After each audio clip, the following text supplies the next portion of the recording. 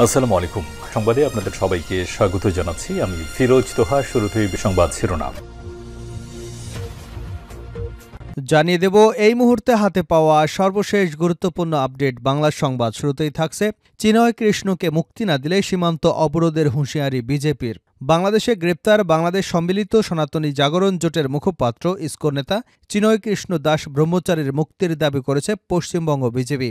তাকে মুক্তি না দিলে কলকাতার বাংলাদেশ ডেপুটি হাই কমিশনে বিক্ষোভ করা হবে এবং সীমান্তে সনাতনীরা ধৈর্য নিয়ে অবরোধ করবে বলে হুমকি দিয়েছে রাজ্যের বিরোধী দলীয় নেতা শুভেন্দু অধিকারী। এবারে জানাবো রেল ক্রসে ট্রেনের ধাক্কা অটোরিকশার ৫ যাত্রী নিহত। কুমিল্লার বুড়িচং উপজেলা রেল ক্রসিংয়ে ট্রেনের ধাক্কায় অটোরিকশার ৫ যাত্রী নিহত হয়েছেন। এ সময় আহত হয়েছেন আরও ২ জন। মঙ্গলবার সকালে উপজেলার বাকশিমুল ইউনিয়নের কালিকাপুর রেল ক্রসিংয়ে এ দুর্ঘটনা ঘটে। তাৎক্ষণিকভাবে হতাহতের নাম পরিচয় জানা যায়নি।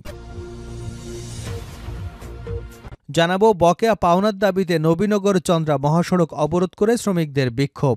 ৪ বছর আগে বন্ধ হওয়া ঢাকা ইপিজেটের লেনি ফ্যাশন এবং লেনি অ্যাপারেলস কারখানার ৭,৫০০ শ্রমিক পাওনা টাকা আদায়ের দাবিতে নবীনগর চন্দ্রা মহাসড়কে অবস্থান নিয়ে বিক্ষোভ কর্মসূচি পালন করছেন। এদিকে ৮,০০০ শিক্ষার্থীর বিরুদ্ধে পুলিশের মামলা। রাজধানী সরোয়ার্দী কলেজ এবং কবি নজরুল সরকারি কলেজে হামলা, ভাঙচুর, গুলিভর্তি ম্যাগাজিন চুরির অভিযোগে ড মাহবুবুর রহমান মোল্লা কলেজ সহ বিভিন্ন কলেজের মোট ৮,০০০ শিক্ষার্থীর বিরুদ্ধে মামলা করেছে পুলিশ। এবারে থাকছে আওয়ামী লীগ ক্ষমতায় থেকে শেয়ারবাজার ধ্বংস করেছে।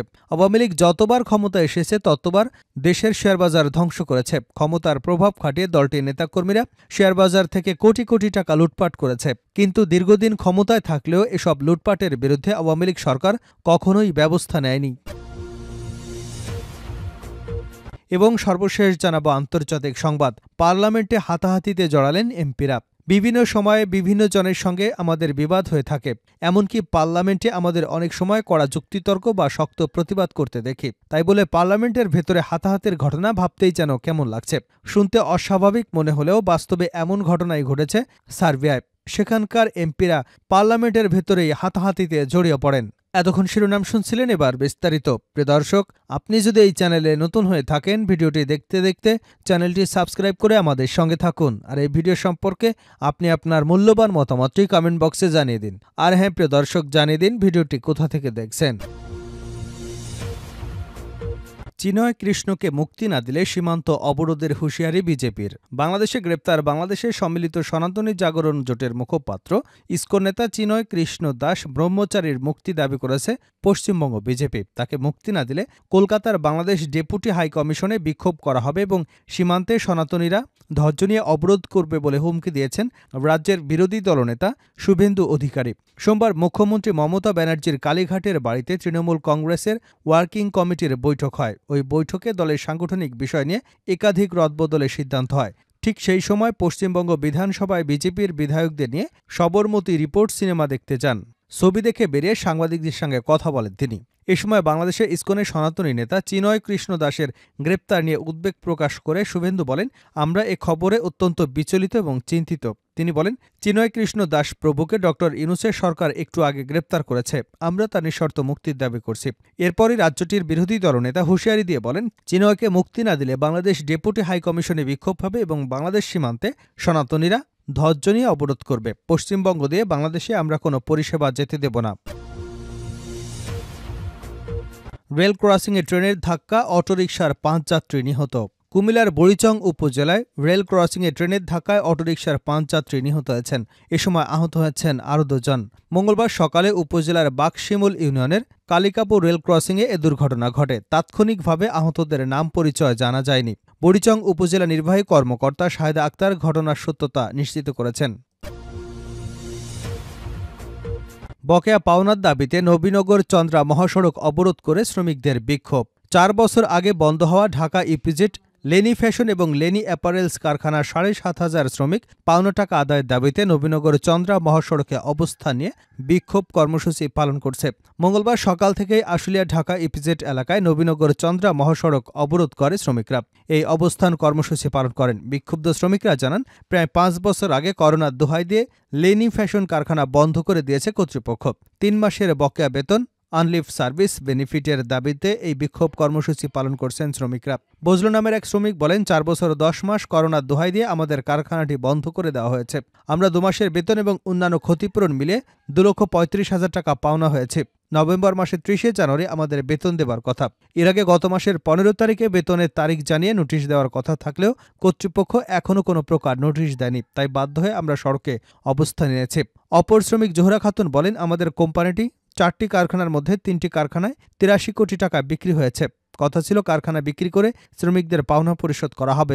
আমাদের 7,500 শ্রমিকদের পাওনা 61,000 কোটি টাকা হলেও এখনও তা পরিশোধ করা হচ্ছে না। বিক্রি করা কারখানাটি চালু হয়েছে এবং অন্যান্য শ্রমিকরা কাজ করছে। কারখানা বিক্রির টাকা দিয়ে আমাদের বেতন পরিশোধ করবার পরও আরও টাকা বেশি থাকবে।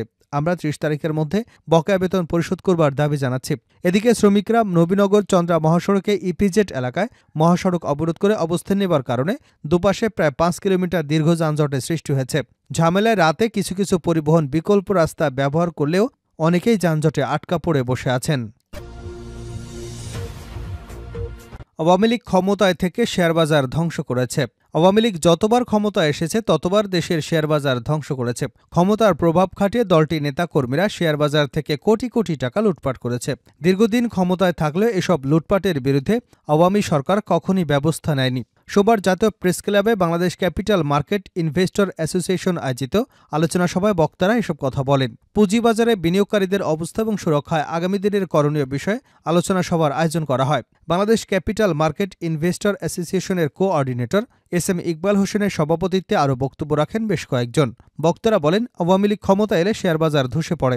আওয়ামী লীগ ও লুটপাট একে অপরের সঙ্গে জড়িত। 16 বছরে আমরা দেখেছি কিভাবে সালমান এফ রহমানরা শেয়ারবাজারে লুটেপুটে খেয়েছে। সাধারণ মানুষ পুঁজি হারিয়ে পথে বসেছে, কেউ আত্মহত্যাও করেছে। বর্তমান অবস্থা থেকে শেয়ারবাজারে উত্তরণের জন্য পূর্ণাঙ্গ কমিশন গঠনের দাবি করেন বক্তারা। তারা বলেন, এই কমিশনে যারা থাকবেন তারা বিনিয়োগকারীদের সঙ্গে কথা বলে সমস্যা চিহ্নিত করবেন এবং সমাধান করবেন। 8,000 শিক্ষার্থীদের বিরুদ্ধে পুলিশের মামলা। রাজধানীর সরোয়ার্দী কলেজ এবং কবি নজরুল সরকারি কলেজে হামলা, ভাঙচুর, গুলি ভর্তি ম্যাগাজিন চুরির অভিযোগে ড. মাহবুবুর রহমান মোল্লা কলেজসহ বিভিন্ন কলেজের মোট 8,000 শিক্ষার্থীর বিরুদ্ধে মামলা করেছে পুলিশ। সোমবার পুলিশের উপপরিদর্শক এ.কে.এম. হাসান মাহমুদুল কবির বাদী হয়ে রাজধানীর সূত্রাপুর থানায় এ মামলা দায়ের করেন। সূত্রাপুর থানার ওসি সাইফুল ইসলাম এ তথ্য নিশ্চিত করেছেন। এদিন মামলার এজাহার আদালতে যায়। ঢাকার additional chief metropolitan magistrate Ziaur রহমানের আদালত তা গ্রহণ করে। আগামী 24শে ডিসেম্বরের মধ্যে প্রতিবেদন দাখিলের নির্দেশ দেন আদালত। মামলার অভিযোগে বলা হয়, 24শে নভেম্বর ড.